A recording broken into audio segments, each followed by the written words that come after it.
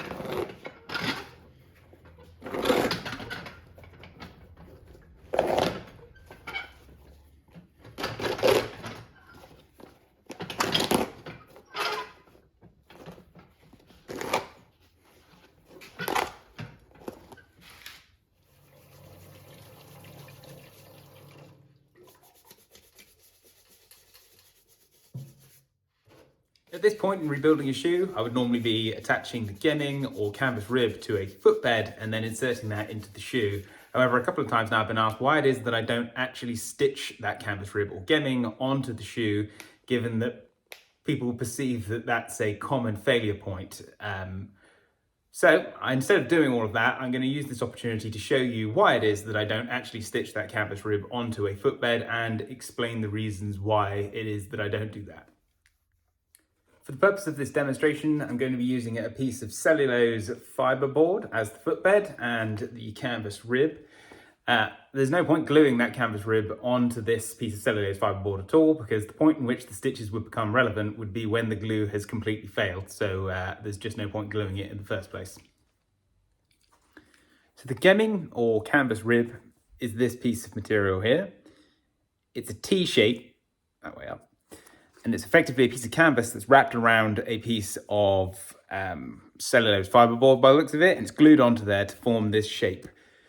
This thin edge here, that goes to the outer edge of your footbed. So if this is where your foot was going to be, that goes like that.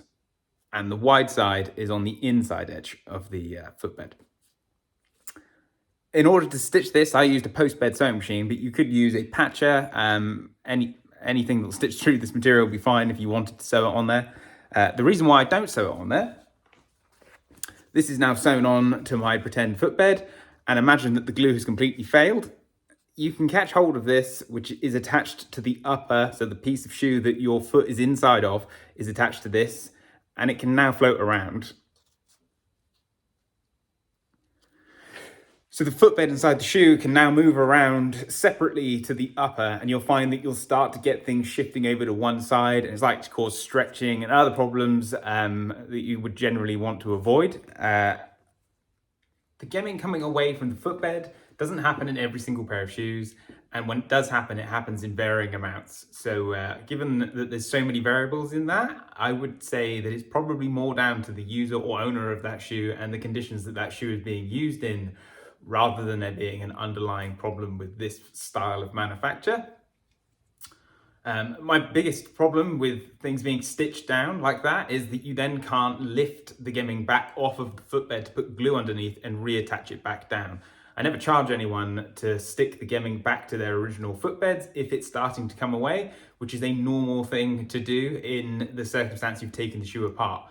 Proper maintenance, regular resoles at the correct intervals, you should find that this is never a problem in a shoe, and it's usually only a problem in something that, or a shoe that has been left too long in between rebuilds. So if no one's been in there and changed the cork and found that it started to come loose and has then stuck it back down, over time that's just going to keep getting worse and worse until it does actually become more of a major problem and causes issues with the upper getting out of shape. There's no doubt this is a massive subject, and there's no way that I've covered absolutely everything that's going to satisfy everybody's questions. But I could talk about this for like an hour, and I feel like you'd probably all get very bored. So I'm going to just get on with resoling this shoe.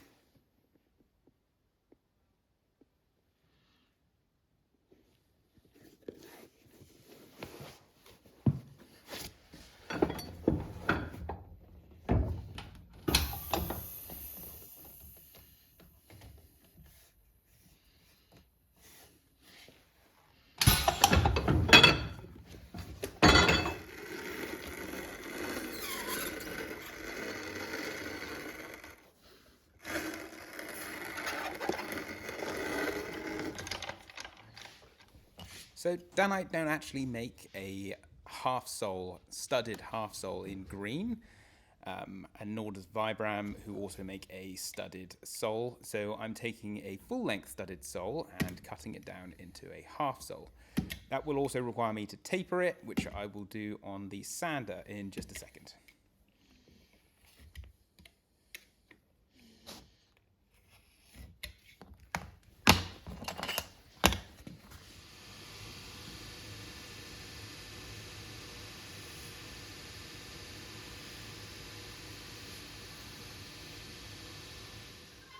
So I've tapered that half sole down so that it finishes at about 2 millimeters. In order for the sole to fit flush with the leather part where they meet, I'm also going to take about 2 millimeters off of the leather. So when you put that tapered edge onto the shoe, the top surfaces, or the surfaces that are facing you, would now be level.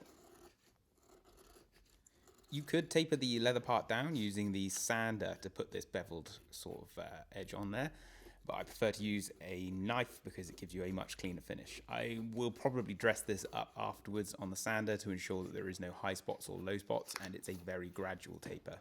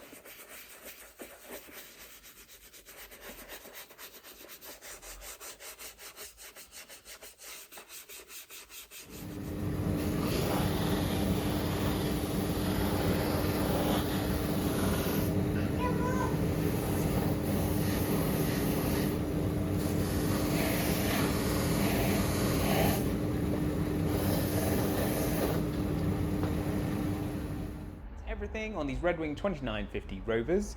They've had the stacked heel and half sole package off our website in green. The sole we used is a Danite studded sole. They don't make it as a half sole in this particular color, so I had to use a full sole and cut it down and taper it so that it would go on there as a half sole. The half sole and heel package, they've also had additional new welts in chocolate brown with cream stitching.